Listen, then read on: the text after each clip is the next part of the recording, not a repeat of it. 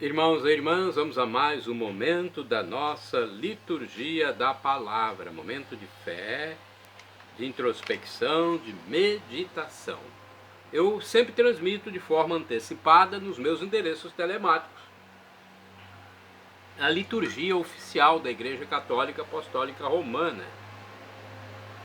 Compartilhem, inscrevam-se, dêem um like para nós salvarmos mais almas. Quanto mais pessoas virem a nossa mensagem, mais possibilidades terão de salvação. Ok? Façam isso então. Dê um like, inscrevam-se, compartilhem. Liturgia referente ao dia... deixa eu dizer o meu endereço telemático, @PauloRobertoMaciel, Maciel 7919, é o principal. Você chegando lá, colocando no Google, lá no campo de busca, @PauloRobertoMaciel, Maciel 7919, você vai ao meu YouTube, blog, repórter, paulomaciel.blogspot.com, vai ao Facebook, vai ao Instagram. Então agora a liturgia de 24 de outubro de 2023, terça-feira, 29ª semana do tempo comum, a cor dos paramentos litúrgicos é verde, conforme eu estou simbolizando aqui. Antífona da entrada. Clamo por vós, meu Deus, porque me atendeste, e inclinai vosso ouvido e escutai-me, guardai-me como a pupila dos olhos, à sombra de vossas asas, abrigai-me. Salmo 16, versículos 6º e 8º. Oração do dia. Deus eterno e todo-poderoso, dai-nos a graça de estar sempre ao vosso dispor e vos servir de todo o coração, por nosso Senhor Jesus Cristo, vosso Filho, na unidade do Espírito Santo. Assim seja. Bem, hoje pode ser também uma missa em memória a Santo Antônio Maria Claret. É uma memória facultativa. Aí a cor é branca e não verde, conforme eu simbolizo aqui, tá bom? Então, quem for presidir pode fazer esse louvor, essa homenagem póstuma ao fundador, Santo Antônio Maria Claret. Primeira leitura, leitura da carta de São Paulo aos Romanos, capítulo 5, versículos 12, 15b, 17 ao 19, 20b ao 21. Irmãos, o pecado entrou no mundo por um só homem. Através do pecado entrou a morte. E a morte passou para todos os homens, porque todos pecaram. A transgressão de um só levou a multidão humana à morte, mas foi de modo bem mais superior que a graça de Deus, ou seja, o dom gratuito concedido através de um só homem, Jesus Cristo, se derramou em abundância sobre todos. Por um só homem, pela falta de um só homem, a morte começou a reinar.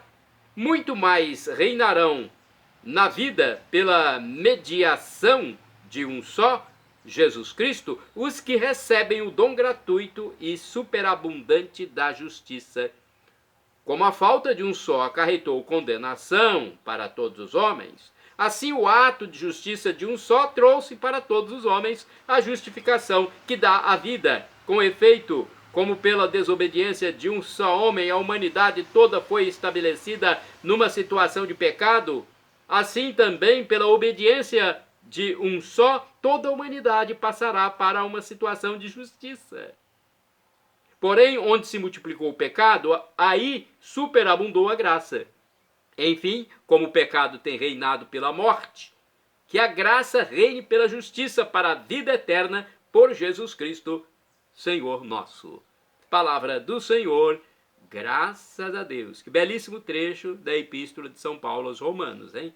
Vamos ao Salmo responsorial, é o Salmo 40, versículos do 7º ao 8º A, 8º B ao 9º, 10º e 17. O refrão é o versículo 8º A e também o versículo 9º A. Eis que venho fazer com prazer a vossa vontade, Senhor. Repetamos. Eis que venho fazer com prazer a vossa vontade, Senhor. Sacrifício e oblação não quisestes, mas abristes, Senhor, meus ouvidos. Não pedistes ofertas nem vítimas, holocaustos por nossos pecados, E então eu vos disse, eis que venho fazer com prazer a vossa vontade, Senhor. Sobre mim está escrito no livro, com prazer faço a vossa vontade, guardo em meu coração vossa lei. Eis que venho fazer com prazer a vossa vontade, Senhor. Boas novas de vossa justiça anunciei numa grande assembleia. Vós sabeis, não fechei os meus lábios. Eis que venho fazer com prazer a vossa vontade, Senhor. Não se alegre e em vós rejubile todo ser que vos busca, Senhor.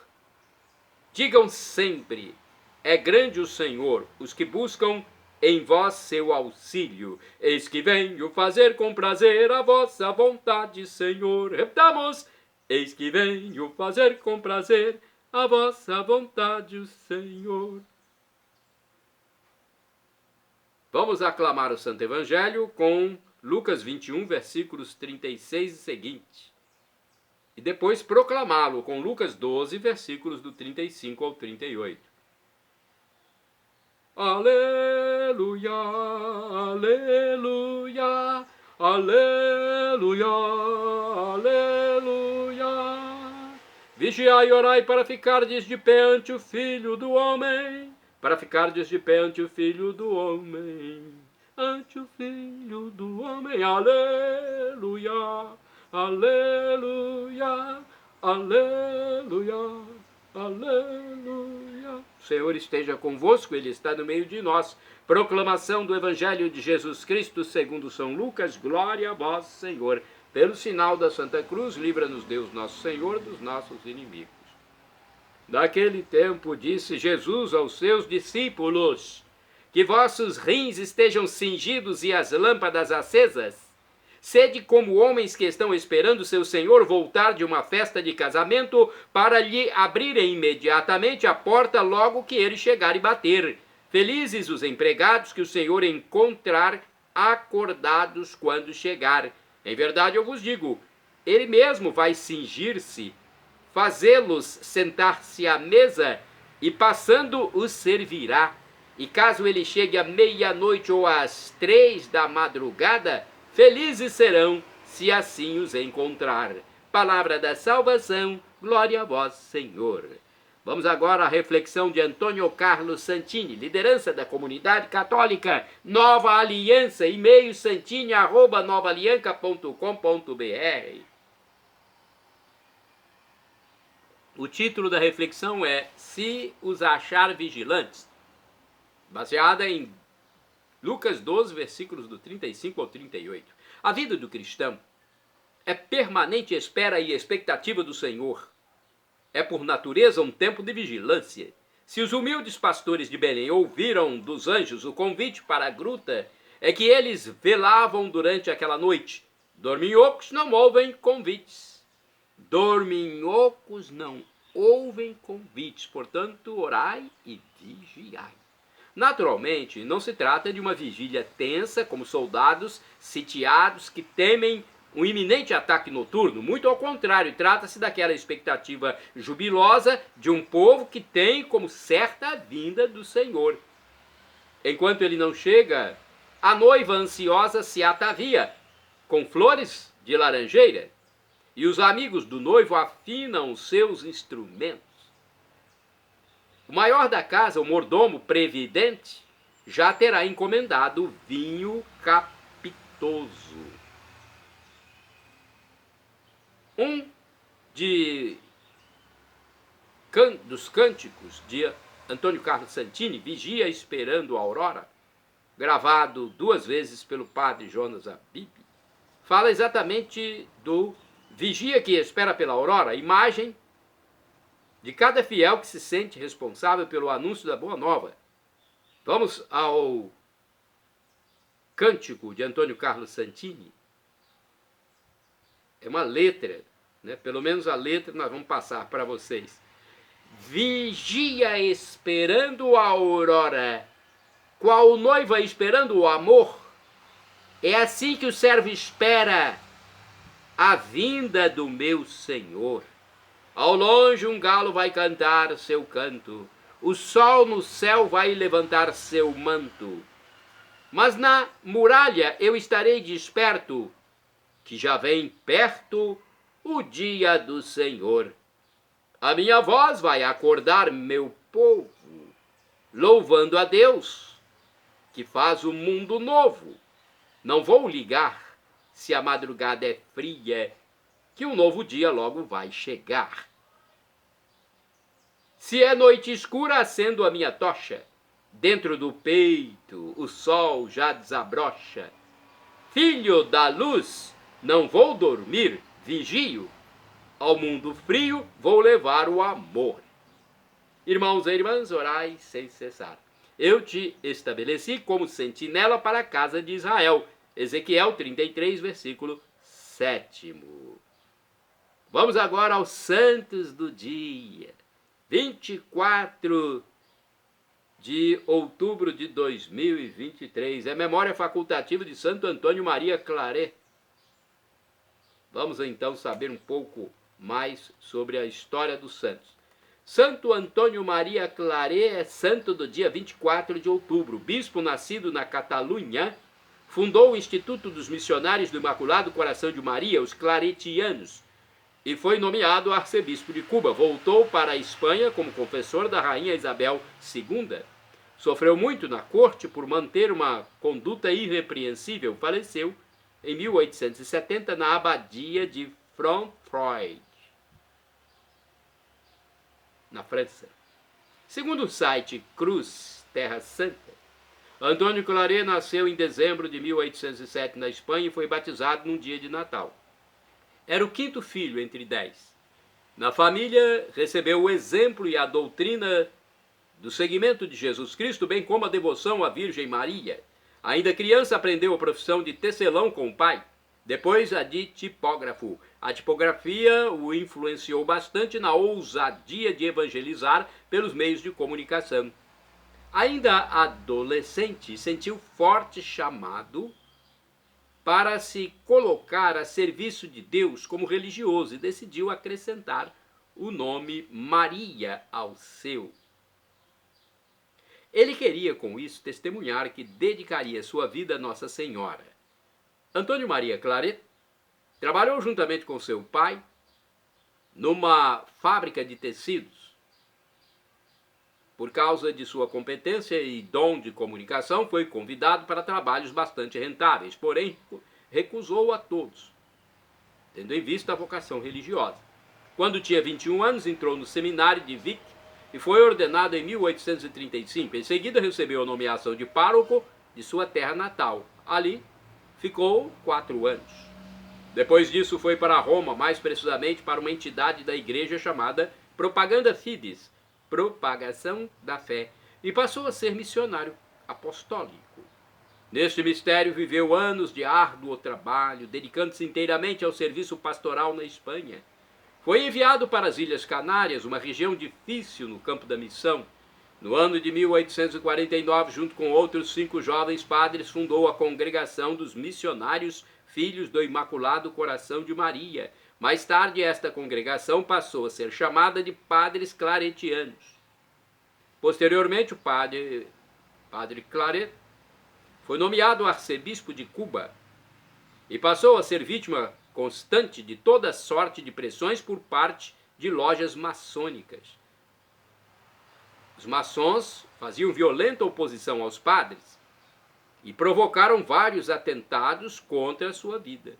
Puseram fogo numa casa em que ele estava, misturaram veneno a seus alimentos, bateram nele várias vezes e o assaltaram à mão armada outras tantas.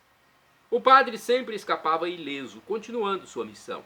Ele restaurou o velho seminário cubano que, por causa de seu exemplo de santidade, passou a receber inúmeras vocações. Apoiou negros e índios, tornados escravos, e procurava libertá-los.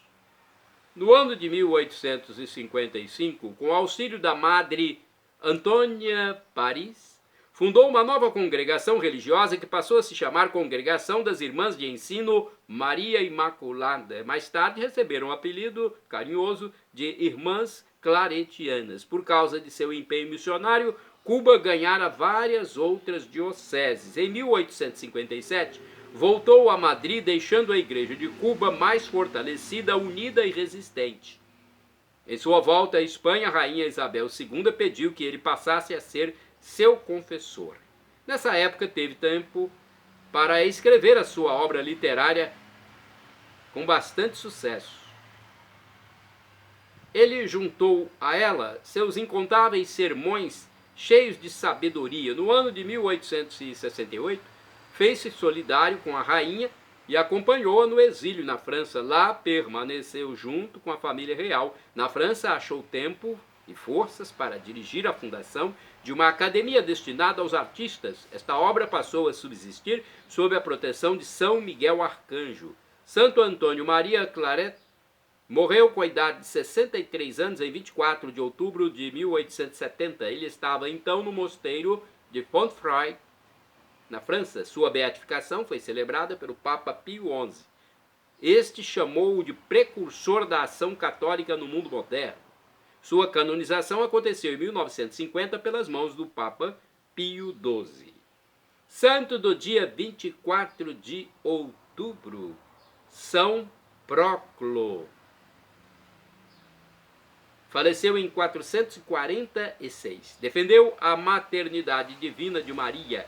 Lutou contra o heresiarca Nestório e, após a deposição deste, tornou-se patriarca de Constantinopla. Santo do dia 24 de outubro, São Martinho de Vertou, diácono e abade do século VI. Foi ordenado diácono por São Félix, bispo de Nantes, na França. Foi por ele enviado para evangelizar os pagãos das redondezas. São Martinho de Vertou erigiu e regeu o mosteiro dessa localidade, Vertou. Santo do dia 24 de outubro, São Fromundo, foi bispo do século VII. Fundou o mosteiro de monjas de Reims e exerceu o ministério pastoral em Coutances, atual França. Santo do dia 24 de outubro, São Maglório, bispo do ano 605, foi discípulo de Santo Iltudo, no mosteiro de Lantuit, em Gales, junto com seu primo São Sansão, futuro bispo de Dol, a quem sucedeu nessa diocese. Santo do dia 24 de outubro, São José Le Dang Thi, mártir, faleceu em 1860. São José Le Dang Thi foi oficial vietnamita, encarcerado, torturado e estrangulado por ser cristão. Olha, mártir na Ásia, no território vietnamita. Minha Nossa Senhora. São Luís Guanella é santo do dia 24 de outubro. Luís Guanella foi sacerdote, faleceu em 1915. Fundou em Como, na Itália, a Congregação dos Servos da Caridade e das Filhas de Santa Maria da Providência, a fim de atender às necessidades dos pobres e aflitos. Segundo o site Capuchinhos RS, Luís Guanella foi sacerdote da Terceira Ordem. Viveu entre 1842 e 1915. Fundador dos Servos da Caridade e das Filhas de Santa Maria da Providência, foi beatificado por Paulo VI no dia 25 de outubro de 1964. Natural de uma povoação italiana dos Alpes Bergamascos, foi o nono dos 13 filhos de uma piedosa família que desde a infância lhe incutiu uma fé viva e operante. Frequentou primeiro o Colégio Gálio, em Como, e depois foi para os estudos eclesiásticos, os seminários diocesanos. Ordenado sacerdote em 1868, foi um pároco em várias freguesias e mestre-escola, pois tinha diploma de professor, construindo até uma escola primária. Organizou a Ação Católica Juvenil, recentemente fundada. Em 1875 foi a Turim encontrar-se com João Bosco, de quem aprendeu o método pedagógico. Fez então votos religiosos à Sociedade Salesiana. Em 1878 foi chamado pelo bispo à sua diocese para ser novamente nomeado pároco. como vários santos sacerdotes de seu tempo, por exemplo, João Bosco, José Cafasso, José Bento Cotolengo e outros, também ele fundou obras de beneficência. Devoto e admirador de São Francisco de Assis, ingressou na Ordem Terceira. Fundou 2 congregações religiosas, os Servos da Caridade, guanelianos, e as Filhas de Santa Maria da Providência, guanelianas. A obra desenvolveu-se admiravelmente tanto na Itália como em outros países. A pia união do trânsito de São José, por ele iniciada em Roma, conta hoje com mais de 10 milhões de membros. Numa época de forte anticlericalismo, as autoridades laicas se opuseram às obras. E ele foi alvo de perseguições, mas tudo venceu. Foi à América acompanhado de emigrantes e muito trabalhou para a assistência religiosa aos mesmos. Para instruir a juventude, abriu escolas de iniciação e oratórios. Para assistir as vítimas de terremotos, não poupou energias nem meios materiais. Morreu em Como, no dia 24 de outubro de 1915, aos 73 anos. Foi canonizado pelo Papa Bento XVI em 23 de outubro de 2011. Santo do dia 24 de outubro é o Beato José Baldo, presbítero, ou seja, padre. Faleceu em 1915. Beato José Baldo foi fundador da Congregação das Pequenas Filhas de São José. Com grande devoção eucarística, dedicou-se às obras sociais e catequese em Verona, na Itália. Shalom Adonai é uma expressão hebraica que significa a paz de Deus. El Shaddai também é do hebraico, significa Deus onipotente, ele proverá. O professor e escritor de mais de 100 livros da Igreja Católica, Felipe Rinaldo Queiroz de Aquino, em seu canal no YouTube, onde responde às nossas dúvidas, tirou essa dúvida minha. Quando suplicamos a Deus algo, o que ele faz? Deus pode nos dar uma dessas 3 respostas, sim, não ou espere. Então, a que for melhor, ele nos dará, porque é o nosso Pai. E é o melhor Pai, é o Pai do universo. É o divino Pai eterno, o Pai da misericórdia. Que beleza, né? E agora eu clamo do aramaico dialeto de Jesus, Maranatá, como dizemos nós católicos, ou Maranata, como dizem nossos irmãos separados, os evangélicos ou protestantes. Não importa a pronúncia, o significado é o mesmo, a parousia, a segunda e definitiva vinda de Jesus. Quem nessa passagem efêmera pela terra quis ficar com Deus, reconheceu esse ato de graça e de bondade infinita de um Deus que se humanou e morreu na cruz por nós. Quem reconheceu isso continuará com ele para a eternidade, numa felicidade em plenitude, corpos glorificados. Quem não quis irá para a tormenta eterna por conta própria, por decisão própria. Perdão, Senhor, pelos meus pecados passados, presentes, futuros, físicos e espirituais. Pecado do pensamento, palavras, atos, omissões, e me dê a vida eterna. Meu Jesus, eu quero a vida eterna convosco, com o divino Pai eterno e com o Espírito Santo. Obrigado, meu Deus.